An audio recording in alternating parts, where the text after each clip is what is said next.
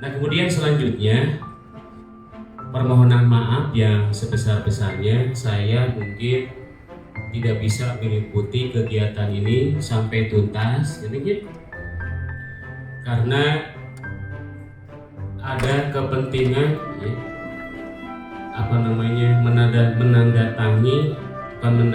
menandatangani berkas-berkas usulan pensiun ya. Min sayyiati a'malina may yahdihillahu fala mudilla lahu wa may yudlil fala hadiya lahu.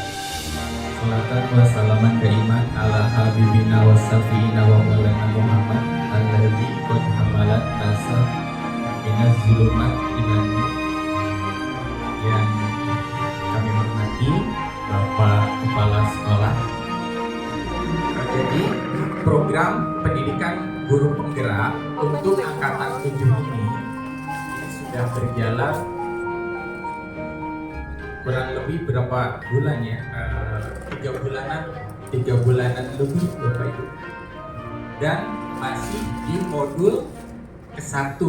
Walaupun sekarang kita masuk di modul 1.3. Nah, Ibu Meli ini di modul 1.1 telah mempelajari mengenai refleksi filosofi pendidikan nasional itu menurut Ki Hajar Dewantara gitu ya. Dan pada modul 1.2 Bu Meli juga mempelajari nilai-nilai dan peran guru penggerak. Nah, jadi nanti ini Bu Meli dapat diberdayakan ya, tentunya untuk peningkatan untuk sekolah juga. Nah, pada modul 1.3 ini kompetensi yang diharapkan dicapai oleh Bu Meli itu Bu Meli mampu merumuskan visi yang menggerakkan hati dan dan insya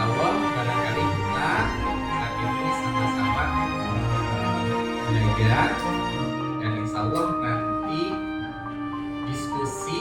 jalannya diskusi akan dipandu langsung oleh Bu Meli ya. Nah, mungkin mohon maaf apabila ada hal yang kurang berkenan. Kalam wabillahi taufiq wal hidayah. Wassalamualaikum warahmatullahi wabarakatuh. Terima kasih atas arahannya dari Bapak Andi. Selanjutnya pemaparan materi calon guru penggerak sekaligus memimpin diskusi yang disampaikan oleh Ibu Maliati kepada Ibu Melianti. Silakan.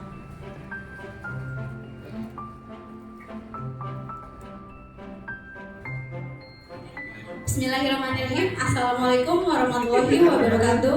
Waalaikumsalam warahmatullahi wabarakatuh. Salam dan bahagia Bapak Guru hebat. Terima kasih atas kehadirannya. Pada kesempatan kali ini saya akan memaparkan diskusi tentang visi dan prakarsa perubahan sekolah. Sebelumnya saya mau berpantun. Siap? Si Mamat pulang membawa kursi. Cakep. Kursinya malah terbelah. Cakep. Selamat datang peserta diskusi. Cakep. Diskusi visi dan prakarsa perubahan sekolah.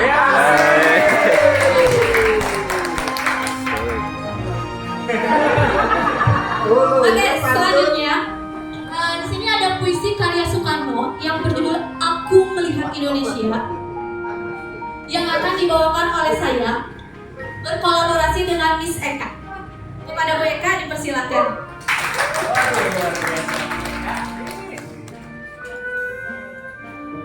Aku melihat Indonesia. Jikalau aku berdiri di pantai Ngeliat, aku mendengar lautan Hindia bergelora. Membanting di pantai Ngeliat itu, aku mendengar lagu Saja Indonesia. Jikalau aku melihat sawah-sawah yang menguning, menghijau, tidak lagi melihat batang-batang padi yang menguning menghijau. Aku melihat Indonesia. Jikalau aku melihat gunung-gunung,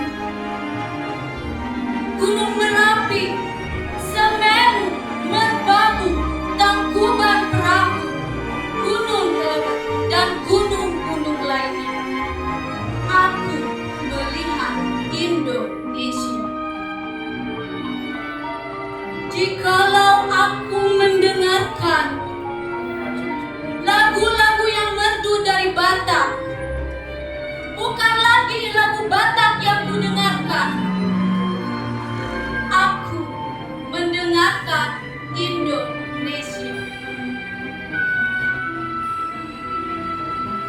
Jikalau aku mendengarkan Pangkur Palaran, bukan lagi Pangkur Palaran yang kudengarkan, aku mendengar Indonesia. Jikalau aku mendengarkan lagu Olesio dari Maluku, aku melihat Indonesia. Beda ya kalau guru bahasa. Mohon maaf kalau guru matematika masih benar. Terima kasih buat semuanya. Tepuk tangan sekali lagi. Nah, untuk tujuan diskusi kali ini ya, mohon maaf Ibu Bapak, bukan saya kalau bahasa Sundanya Mama Tahan Ngojai Kameri gitu ya. Tapi di sini kita sharing. Saya berdiri di sini bukan berarti ilmu saya lebih banyak dari Ibu Bapak. Saya berdiri di sini bukan berarti saya paling jago, tapi kita di sini diskusi untuk kemajuan SMP Negeri 1 Cimaung.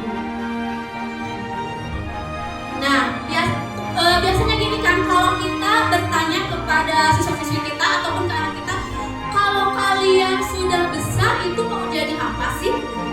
Pertanyaan ini yang sering diajukan, ya misalkan, Bu saya mau jadi astronot, tapi kalau sekarang kan kebanyakannya mau jadi YouTuber, content creator, seperti itu ya. Jadi pertanyaan yang sering diajukan mengenai cita-cita pada masa itu, sebagian besar dari kita dapat menjawab dengan percaya diri, mau jadi dokter, mau jadi insinyur gitu ya. Kita menjawab dengan bersemangat tentang profesi yang ingin kita geluti di masa depan. Padahal kita belum tahu apakah hal itu dapat tercapai atau tidak. Seperti itulah gambaran suatu visi. Nah, sekarang kita saksikan video berikut.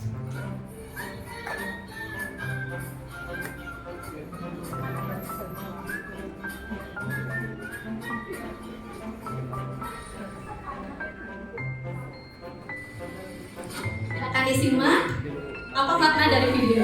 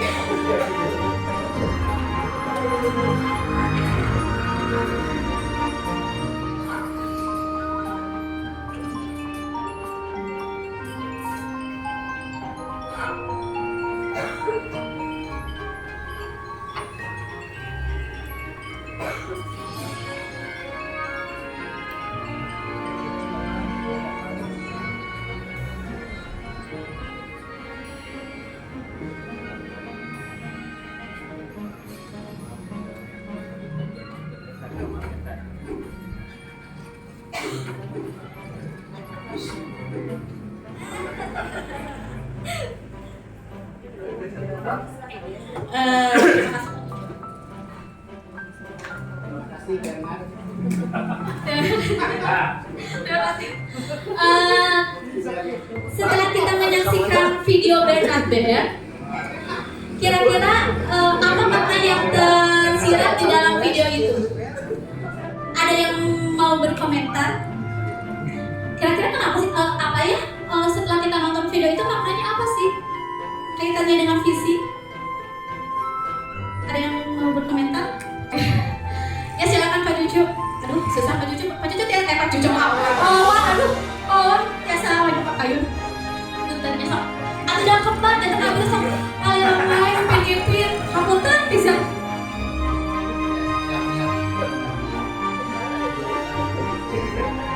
Penting yang bisa kita ambil adalah bahwa untuk mencapai tujuan kita harus penuh dengan perhitungan karena akan banyak rintangan. Jadi ketika rintangan itu datang, ya kita harus siap dengan senjata alternatif seperti tadi Bernard lihatkan. Ketika palunya dia jatuh, kemudian buku-bukunya dia pakai, kemudian akhirnya dia sampai ke atas, walaupun akhirnya dia gagal karena apa yang dia raih kemudian tapi di sana mengajarkan bahwa kita harus penuh perhitungan dan tetap semangat dan jangan menyerah. Terima kasih. Terima kasih Pak Wawan. Ada lagi yang mau berkomentar? Oke. Miss Eka, luar biasa Miss Eka mau berkomentar. Ya.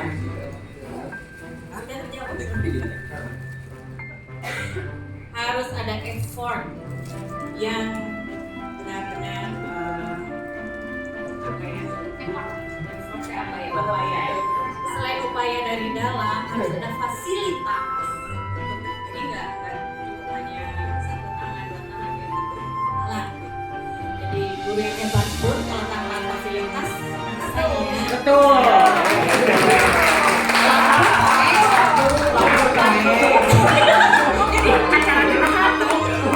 Lampu poek, koyong listening, gandeng, kata, kelas-kelas, kampus. Tepuk tangan buat Miss Eka. Terima kasih Pak Wawan, Miss Eka. Oke, betul sekali ya. Di video Bernard tadi kita belajar bahwa jika kita ingin mencapai suatu tujuan itu banyak faktor yang harus mendukung.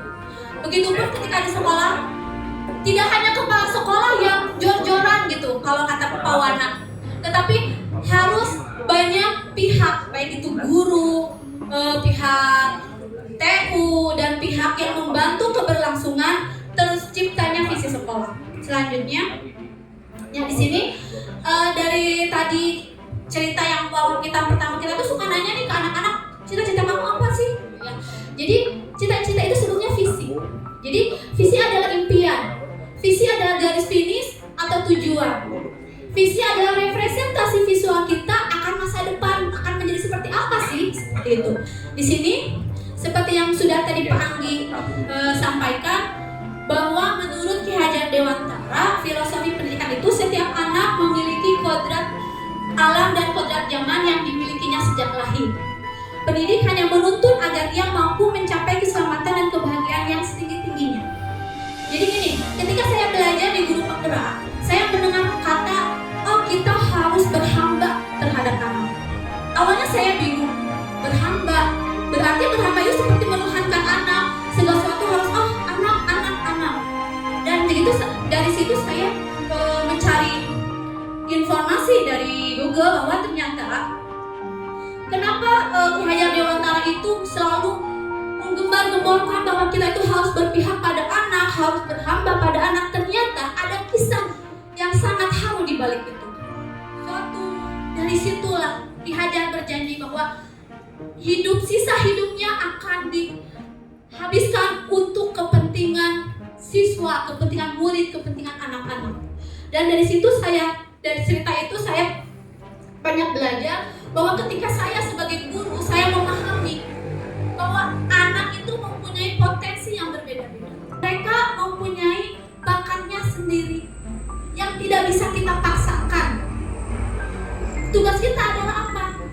Tugas kita hanya menuntun mereka agar bakatnya itu bisa lebih berkembang dengan baik lagi.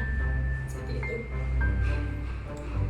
Nah, selanjutnya di sini kita harapkan kan bahwa visi kita itu selalu bermuara pada profil pelajar Pancasila yang terdiri dari 6 dimensi.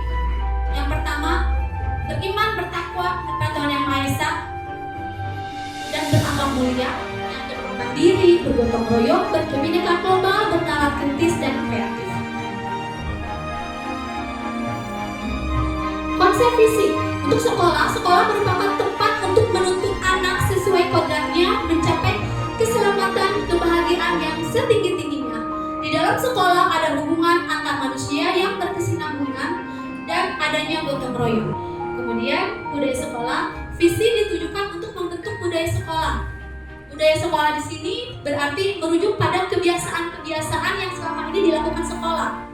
Kebiasaan ini dapat berupa sikap, perbuatan, dan segala bentuk kegiatan yang dilakukan warga sekolah. Nah, di sini saya ada kalimat rumpang. Kalimat rumpang itu kalimat yang harus dilengkapi ya Bapak Ibu. Saya minta Bapak Ibu untuk melengkapi kalimat tersebut. Link Padletnya saya kirimkan ke grup Nesaci ya Bapak Ibu. Ini sepertinya mau kasih gitu. Langsung boleh. Tidak apa, langsung boleh. Iya. Ibu Eka Anggiani Iman, kita memimpikan murid-murid yang bahagia saat belajar. Mantap. Mandiri saat menyelesaikan tugas masalah, betul. Peka terhadap lingkungan sekitar, memiliki cita-cita yang mampu membuat mereka selalu ingin belajar demi meraih cita. Luar biasa.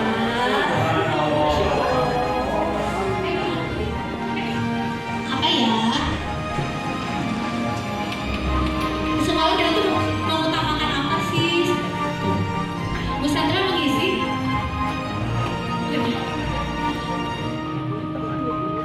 Oh ini, kita percaya bahwa murid adalah seseorang yang akan bermanfaat di masa depan, yang akan menjadi pemimpin. Betul sekali. Oke, yang ketiga,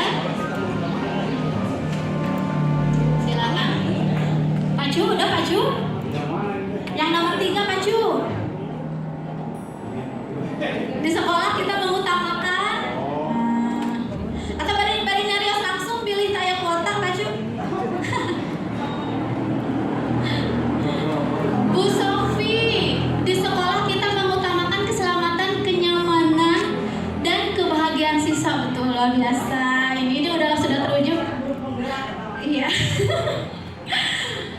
Bu Eka, di sekolah kita mengutamakan perubahan mindset dan semangat dalam memperbaiki diri daripada hanya perolehan nilai kognitif semata. Uhui.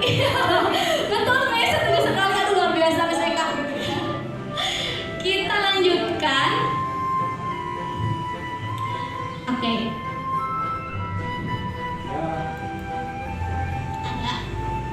Oke, nah di sini kalimat rumpang yang sudah saya lengkapi. Ini sih kalau kata Bu Sofi itu sesuai dengan guru penggerak ya Bu Sofi ya.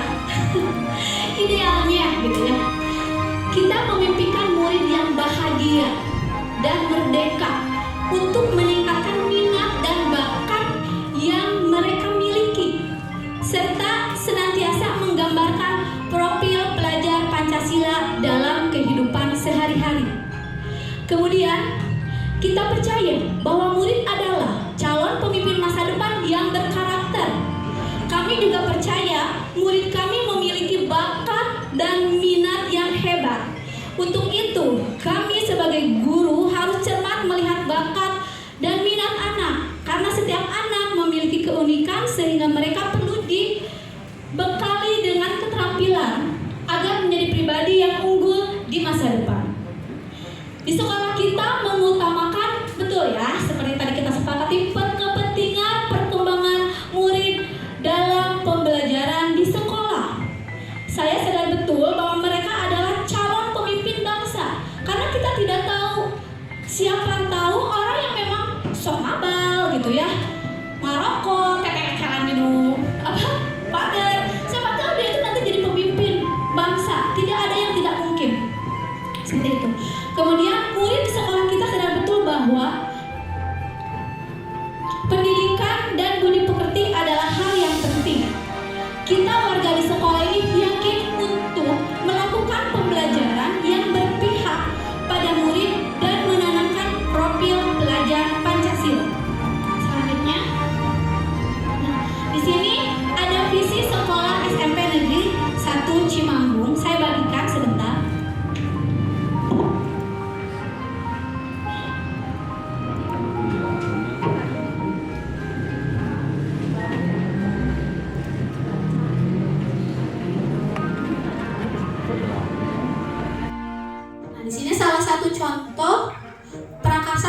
yang saya buat,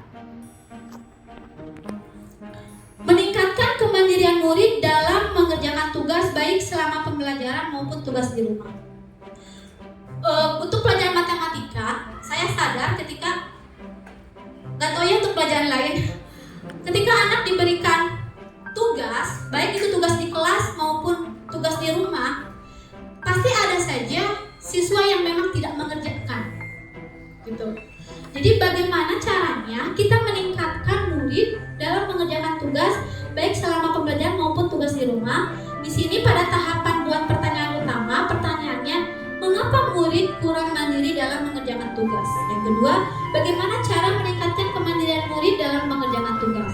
Tindakannya, kita diharapkan bisa melakukan observasi dengan kuesioner yang berisi pertanyaan penelusuran mengenai rasa kemandirian, memberikan motivasi tentang manfaat mandiri itu apa, berdiskusi dengan kepala sekolah, rekan guru, serta orang tua murid, mencari referensi mengenai cara meningkatkan rasa kemandirian. Kemudian untuk tahapan ambil pelajaran, nah di sini, jadi di ambil pelajaran ini bisa dibaca oleh Bapak Ibu bahwa kita tindakannya itu mencari tahu nih sekolah atau guru atau siapa, misalkan di pelajaran Bu Haji Ndema ada anak-anak yang rajin mengerjakan tugas seperti itu, mandiri, gak harus dihayu-hayu kerjain tugas gitu ya, PR suka dikerjain. Nah misalkan ketika kita ingin siswa kita juga berubah, kita bisa nanya, Bu Haji apa sih tipsnya biar memang anak-anak itu lebih mandiri dalam mengerjakan tugas. Jadi kita cari contoh atau orang-orang yang memang sudah menerapkan kemandirian tersebut. Kemudian di tahap gali mimpi, nah di sini di gali mimpi ini kita ada pertanyaannya, apa kebiasaan baru yang terjadi setelah sikap kemandirian pada murid meningkat? Kemudian apa hal-hal yang dapat mendukung agar sikap kemandirian terus meningkat? Bisakah semua murid memiliki rasa kemandirian dalam situasi apapun? Nah, tindakannya membuat model atau skema belajar dan menyusun program, menjadikan kelas lingkungan sebagai milik bersama, memotivasi murid, dan membuat daftar kegiatan untuk mengoptimalkan kemandirian peserta didik. Kemudian dijabarkan rencana. Dijabarkan rencana ini seperti yang lihat di depan, yaitu langkah-langkah untuk melaksanakannya. Tindakannya memotivasi murid untuk mempunyai rasa kemandirian dalam mengerjakan tugas, bertanya kepada murid. Jadi ketika murid tidak mengerjakan tugas itu, kita harus tahu alasannya mereka apa, gitu ya. Karena setiap apa yang mereka kerjakan, setiap kegiatan yang mereka kerjakan atau tindakan yang mereka kerjakan, baik itu baik, tindakan yang baik, tindakan buruk, itu pasti mereka punya alasannya. Dan pada tahapan yang terakhir yaitu eksekusi. Nah, di sini untuk mengeksekusi perubahan itu menuju suatu visi yang baik, kita tidak bisa bergerak sendiri. Nah, mungkin untuk visi sekolah dicukupkan sekian. Di sini ada tayangan kegiatan saya selama di SMP Negeri 1 Cimanggu.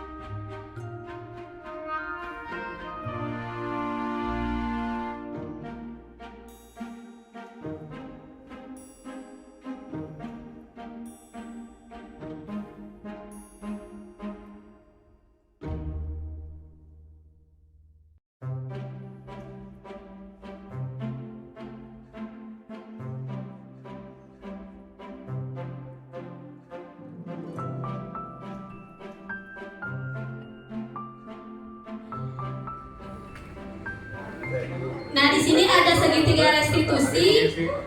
Segitiga restitusi itu ketika siswa melakukan kesalahan, jadi kita tidak langsung menjudge anak tersebut, gitu ya. Jadi ada proses untuk memperbaiki dirinya. Di sini Elsa lupa tidak mengerjakan PR. Jadi setiap anak ketika membuat kesalahan itu pasti ada alasannya. Nah, jadi kita itu harus mendengarkan apa sih alasan siswa tersebut tidak mengerjakan PR. Jangan langsung, aku tidak mengerjakan PR, kamu dihukum. Nah, tidak seperti itu.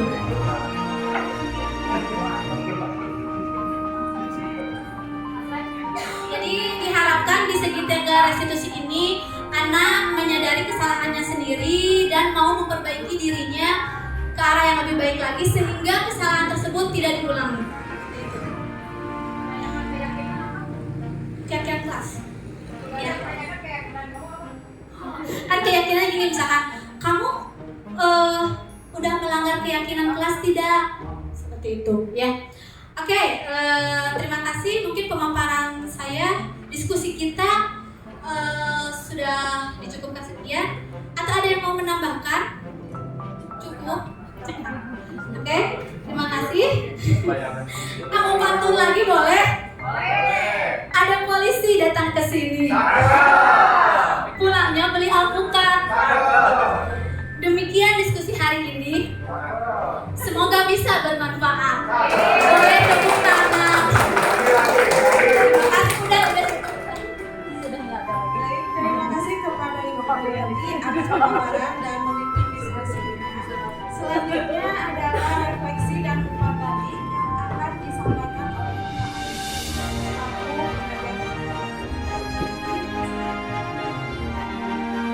Terima kasih Sandra, luar biasa diskusi kita hari ini kepada murid.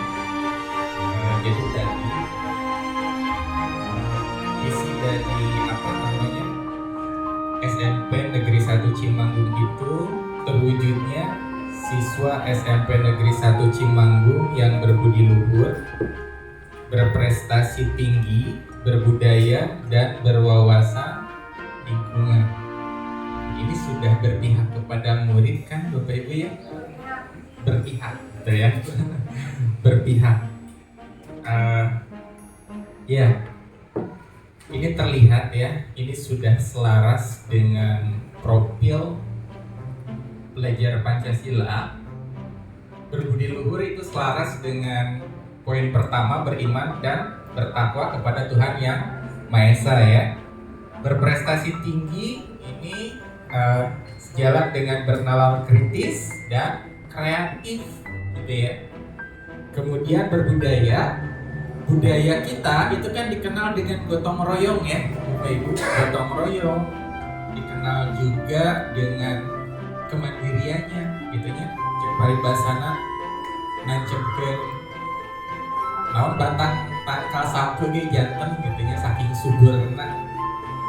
Nah, berwawasan lingkungan itu mencerminkan akhlak yang mulia seperti itu. Nah, intinya barangkali pertama kita tadi untuk mencapai tujuan ataupun cita-cita ya kita harus tahu dulu visi kita itu apa, visi sekolah kita itu apa. Nah, selanjutnya adalah kerjasama dan gotong royong untuk mencapai visi sekolah. Kalau cepat kadismah yang lolita minggir dulu, kalau saya tidak sependapat ya. Justru senior dan junior harus saling berkolaborasi gitu ya, saling mendukung. Nah, terakhir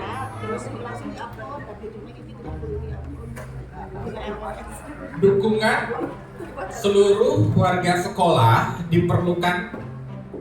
diperlukan sekali, terutama dalam menindaklanjuti proses rencana yang lebih konkret ya atas inisiatif ataupun prakarsa perubahan yang diusulkan sehingga cita-cita sekolah untuk masa depan murid itu dapat terwujud.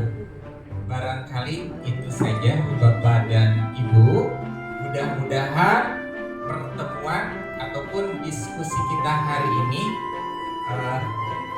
memberikan manfaat ya, khususnya untuk kita bersama dan umumnya untuk sekolah seperti itu, dan semoga menjadi amal soleh untuk kita semua.